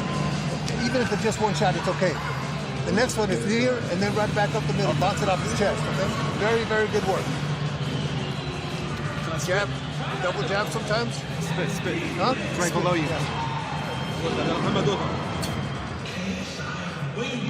Double jab it sometimes. Okay? Yeah. Sharp boxing by Mighty Mo right there. Look, slight foot feint, step back, lead right hand. That just looks like a fighter that landed a right hand. But look at that little slight feint, slight step back, came back right on the tip of the chin. That's fluidity, that's timing, and of course that's something they work out over and over in the gym and execute it perfectly. And Sergio, you heard Abel Sanchez in the corner there asking for more of those right hands and for a double jab. Let's see what kind of closer he is, Sergio. Correct me if I'm wrong, but Lee looks like he's ready to go. Well, he is coming off a knockout loss, so I would go for it if I was Alakel as well. You know, remind him of that knockout, remind him of that loss. And if he gets it, he's going to be with the right hand. Jab is on point for Alakel, who is tall and technical. And Lee just can't seem to find anything to work offensively. And that's what I wanted to see from Alakel, the hooks now, because we know that he was a good straight shooter, you know, jabs and right hands. Now he's becoming more of a combination puncher. Start throwing the left hook behind that long tooth, and then maybe open up that right uppercut. For Alakel, it surely is a dizzying crash course into boxing, right? You're 21 years old, you're leaving your country, going halfway around the world to train. He almost swung out of his shoes. Lee is hunching forward with his elbows open, and uppercut right down the middle is open. So hopefully Alakel can see that. You know, jab his way in and throw that right uppercut right from bottom to the top. See right there, there's a wide opening from bottom to top. Lee has his elbows way open, even though his temples are covered. Everything else from the bottom is open.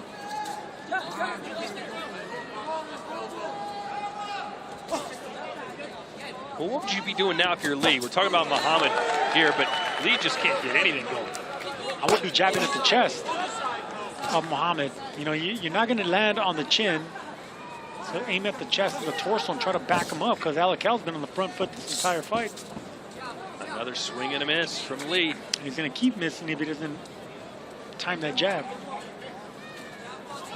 Lee made his professional debut back in 2017, and we're talking about Alakel just being 21 years old, just getting his feet wet.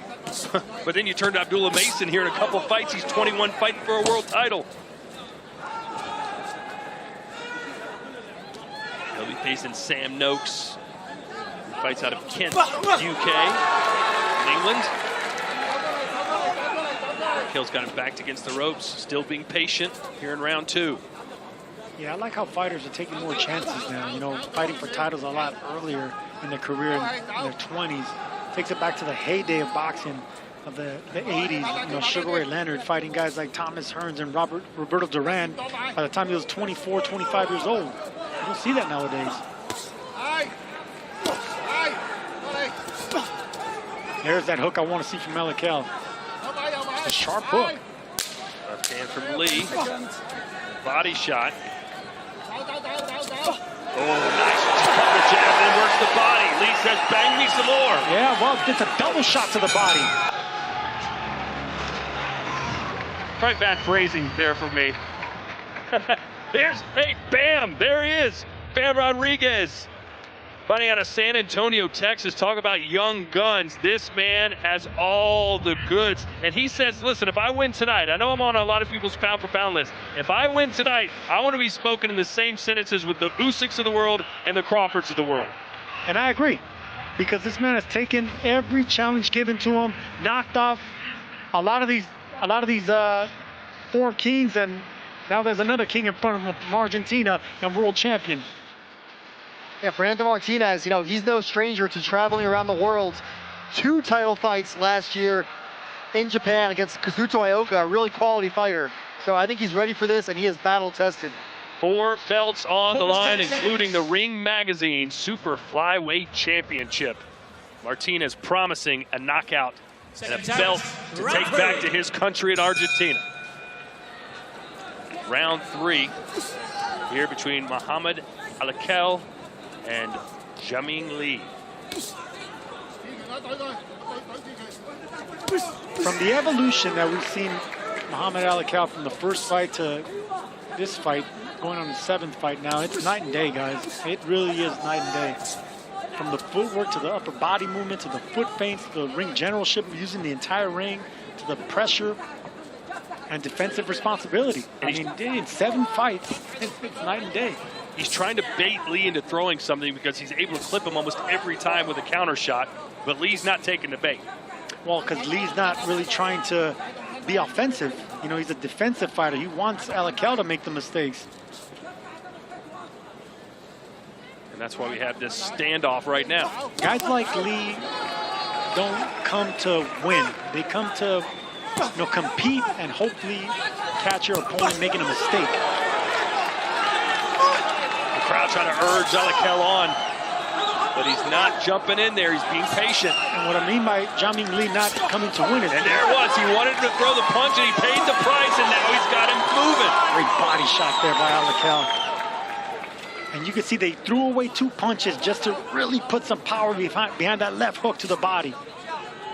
That's what I mean by alternating your power. You got to lie to your opponent. You got to touch, pop them hard. You can't always pop every single punch hard because your opponent's just going to get accustomed to power. You fool them into that power shot. And you see how confident Alakel looks. 7 pro fights, but all the fights except for the last one were 6-rounders. In September, he won the next right hand, and Lee might be ready to go down. Oh, and Lee coming back with the counter left hook. He's not ready to go nowhere yet. The referee was getting close. Yeah, he was. I like seeing that. Okay, now we got Lee. Lee has a little fight left right there. He put some power behind that left hook, trying to catch Alakel come off guard, but Alakel was responsible with that right hand up, blocking his chin. And an ode to Chris Mannix here, who always says, listen, if you don't have that one-punch power, you get a fighter against the ropes, just keep throwing a flurry, and the referee might jump in and stop it. And that's true. He got that from me, by the way. I was like, throw away shots. Make the referee stop the fight. Nice shot on the temple. Oh, good shot. Yeah, his equilibrium seems to be a little bit off, Lee. Nah, but you know what? You're right, Todd. Right now, considering that we're dealing with a fighter that's faced veterans, he's lost against undefeated fighters, Lee is going to take a good shot, and he's going to know how to respond when he's hurt. So you gotta just keep him rattled with speed and flurries, and that's what Alakel should do now. Right around the guard with that right hand. A swing and miss from Lee. Boy, he's thrown some wild shots and hasn't come close to landing. Come on.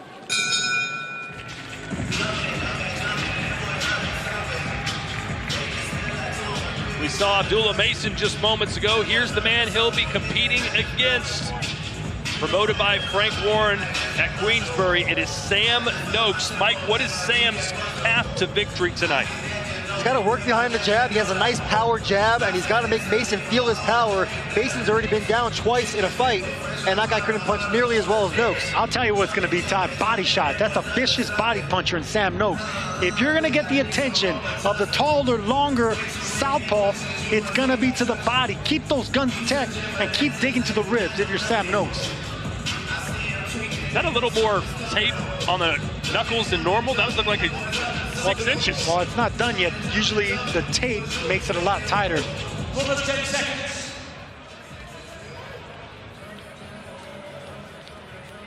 Well, you've been asking for an uppercut. He gave you one there. And you're going to see a lot more of them. That was a great round for Alakel. He's finding ways to penetrate the guard of Lee.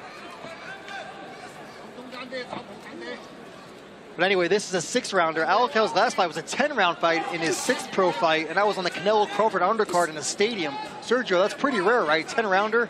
Yeah, that's what I mentioned before the fight started, Mike, is the fact that, you know, normally you're fighting 10 rounds by your 10th, 11th, 12th fight. I mean, to have this much confidence to do it, you know, with half a dozen fights, that shows a lot of confidence in your conditioning and the way you're evolving as a pro. Boy, that jab just keeps finding a home. Right, there it is again.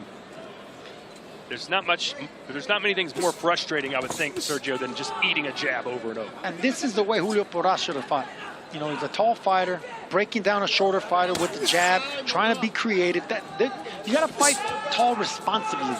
You know, because not just because you have the height, you're going to have the advantages. You got to fight tall. You got to know what punches to throw. You got to know how to aggravate and get your shorter opponent to make mistakes.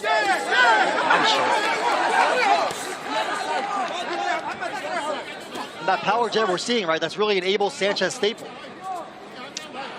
The jab, period, yeah, alternating the jab, and you're right. Every trainer's gonna train their fighter to concentrate on the jab, but alternating the jab, throwing different jabs. You know, how to penetrate that high guard. You throw it with the jab, you know, with your finger facing up to the sky. You throw it with the finger, with your thumb facing down to the canvas. That's how you penetrate that tight guard.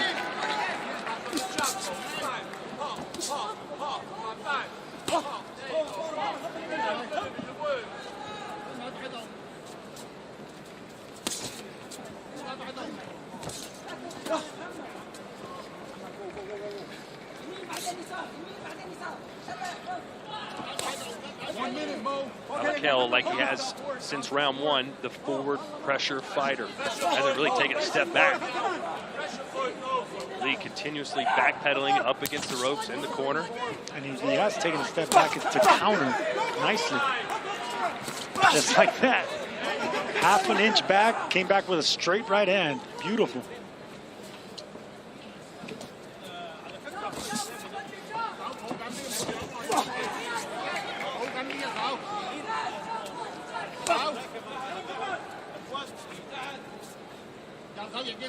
Yeah, I'm impressed with Mohamed Alakel.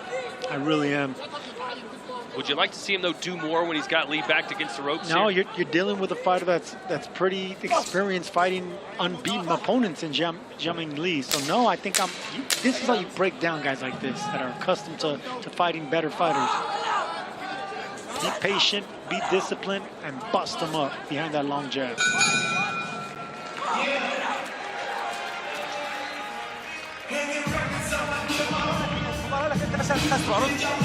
Oh, these people are gonna go to sleep waiting for you to punch. These people are gonna go to sleep, they're bored. You're not doing nothing, man. You're winning the fight easy, but why aren't you working?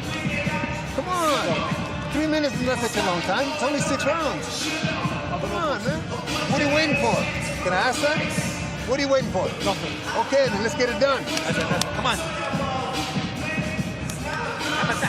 كتير بس تغطى بعد المجموعة شحال فيها I'm not asking for a knockout, I'm asking for work. The knockout will come. But you can't just depend on one shot like you're trying to do right now. You gotta throw punch. You got great combinations. Why aren't you using them? What are you waiting for? You're sitting there watching, looking at him. Bring your hand, step to him, make him throw. Come on. Do more than just win, you gotta win impressively. You heard that say, you got to win impressively, Sergio. You said, nah, he's doing fine against the ropes. Abel Sanchez saying, go and get him. I'm surprised. He said, I'm not looking for a knockout. I'm looking for combinations. Let your hands go.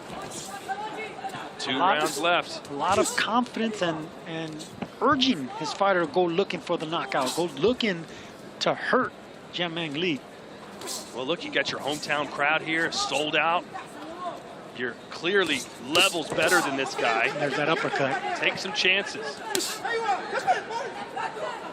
I can see what Abel Sanchez is saying because Alakel is landing single clean shots, but he's not throwing the combinations when he does land. So I get what Abel Sanchez is saying. A victory is not enough. One more fight here on our preliminary card, and then it's the main event, 4 world title fights. Up next, Vito Milnecki Jr. and Samuel Momoa. Nigerian who lives in Italy, facing off against New Jersey's Vito. There's a right hand from Mohamed. Crowd saying, all right, go get him. You heard him. If Lee wasn't coming off a knockout loss, I would say maybe be happy with what you're doing with the victory, controlling every round. But since he is coming off that knockout loss in the 4th round, I agree with Abel Sanchez. Pick it up, put it into another gear. You're dominating this fight. You're landing some clean shots, but one is not enough. Lee is accustomed to getting hit with one clean shot. There you go. Let your hands go there.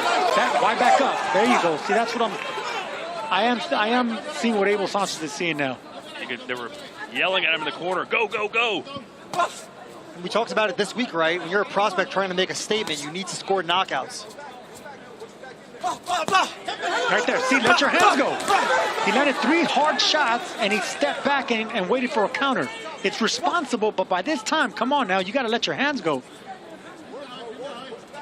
Lee is in survival mode, so he's just keeping those the earmuffs up. He'll throw one shot to Alakel 6 or 7.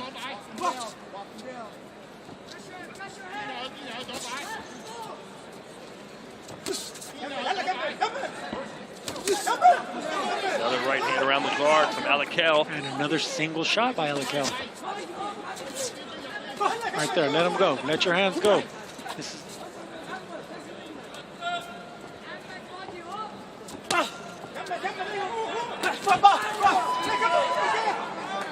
That might have been a good opportunity to throw that uppercut.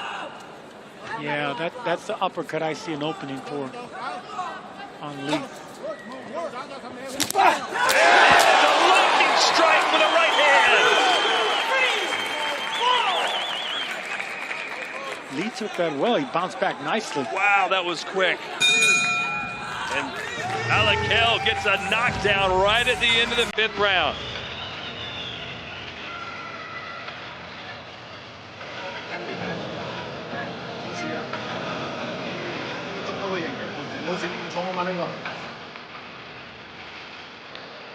Stepping back, Alakel looking for that shot, and it was a counter right hook. Very nicely timed. Look at how he times it, stepping back just enough. Catching Lee coming in. That shot should have hurt Lee a lot more than it did. I'm surprised he got up that fast. He met the counter right in the middle, puncher or not. When you get hit like that cleanly, you usually get hurt. Keep pushing. What are you getting off him for? Stay on his ass. Can you go 3 minutes throwing punches, can't you? Yeah. I know you can. So what are you waiting for? I don't want to get caught. Let's go. Fuck that. Throw punches. We are just minutes away from our main card, starting here on DAZN.com/boxing. Order it now. The Ring 4 Night of Champions. Can Alakel pick up his 2nd knockout in his 7th pro bout? He just dropped Lee at the end of the 5th. Well, if he wants this knockout, he has to start this 6th round fast. Because once he starts getting to the last minute, adrenaline's going to kick in on Lee, and maybe he could just survive and move. So remind him of that knockdown and get on him quickly right there. Let your hands go if you're looking for that stoppage. Yeah, you'd like to see a combination. The 1-2's nice, but how about a 1-2, 1-2, 1-2? There, right there. Let your hands go right there. See, the thing about Alakel, I like the fact that he's responsible defensively. He takes a step back every time he throws 2 or 3 shots. But with a fighter like Lee, you don't need to step back every single combination. Let your hands flow and go. Yeah, be the bully here.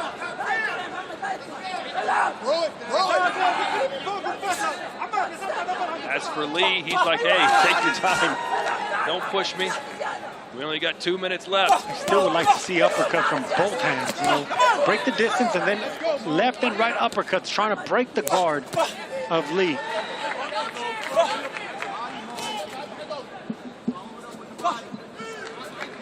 Boy, he's got a good-looking jab, that's for sure.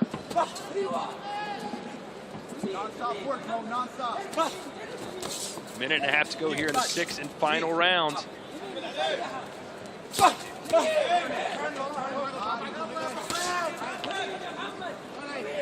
Yeah, Lee really just trying to keep him away with these punches. I think he knows he's not even going to land them. Just doesn't want to get stopped.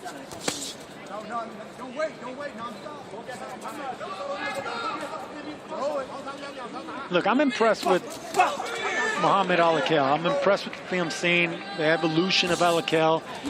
But there comes a time where you do want to see a killer instinct in fighters. You know, you want to see that they have another gear. Like right here, there's where you put into another gear. Let him go. This is what we want to see of Alakel. The uppercut, put it into another gear. Look for the knockout. Be more spiteful with those punches. And now go to the body, right? Everywhere. Look, let him go right there. Rip the body shot, both sides. Get an angle. Now I can see the frustration in Abel Sanchez. I mean, this is a one-sided, really good performance, but this is a fighter in Lee that could be stopped. He's got to get meaner, doesn't he? Yes, he does. And you can't teach that. You can't teach meanness. You can't teach that killer instinct. There has to be a net. There's a right hand again, and now he's going to let his hands go. And now Lee's letting his hands go. Lee heard that 10-second clapper.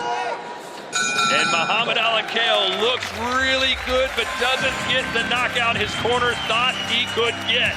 Look, man, we're being critical, but that was still a one-sided, really good performance. You didn't get the knockout, but Mohamed Alakel deserves a lot of credit for boxing beautifully, doing some good stuff, throwing every punch in the book. Still a successful victory for Alakel. Well, it's Ring 4 Night of Champions comes to a crescendo with an intriguing main event. David Benavidez, Anthony Yarde head-to-head for the WBC World Light Heavyweight Championship of the World. Buy it now, DAZN.com/boxing. And the main man is here, Mike. Yes, there he is. And of course, like you said, he's trying to crown a champion, build a champion from Saudi Arabia. Mohamed Alakel and Sultan Almohammed, 2 passion projects. Turki Al-Sheikh will be sitting ringside, a passionate and massive boxing fan. Yeah, massive boxing fan. You see Dr. Rakan from Sella next to him, another key figure. And boxing fans are becoming a fan out of that man right there. His Excellency for giving boxing fans what they've needed for a long time, the best fighting, the best, incredible cards, and how can you not be a fight fan right now?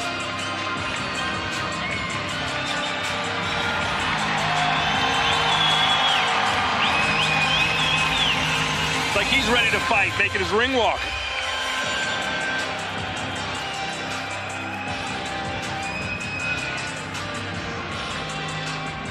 He has single-handedly turned this city and this nation into a boxing hotbed. The biggest fights on the planet now take place here in Riyadh.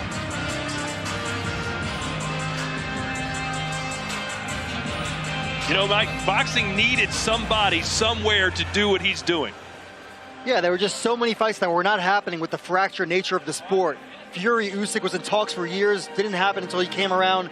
Dimitri Bivol and Beterbiev, so. Indeed, and right now we're going to get the official decision between Mohamed Alakel, Jia Mingli.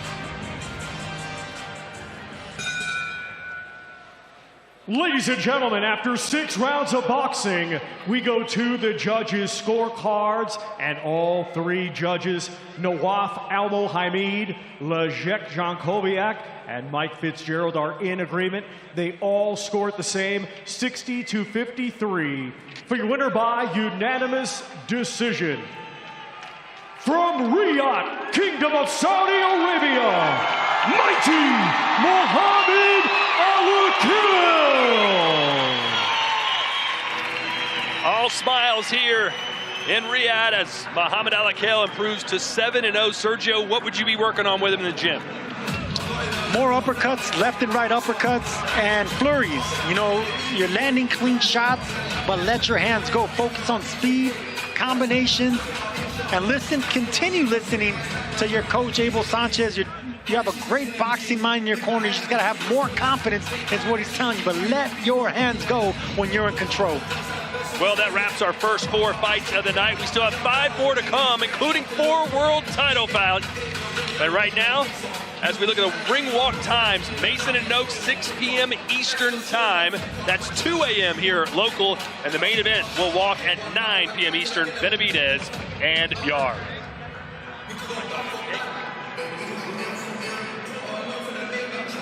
Okay, everybody, well, coming up after the break, Ring 4 Night of the Champions gets serious with a middleweight showdown between White Magic Vito Milnicki Jr. and undefeated Nigerian Samuel Nmoma. To our viewers, by the way, who are watching free to air, this is where our broadcast ends for you. If you have already bought the main card, then you don't need to do anything. If you haven't bought it yet, then the only way to watch Ring 4 Night of the Champions is to buy this event at DAZN.com/boxing. This is one of the best fight cards of the year, if not the best, and it's one that you certainly do not want to miss. Live, only on DAZN, November 22nd, the Ring 4. In boxing, gold is everything.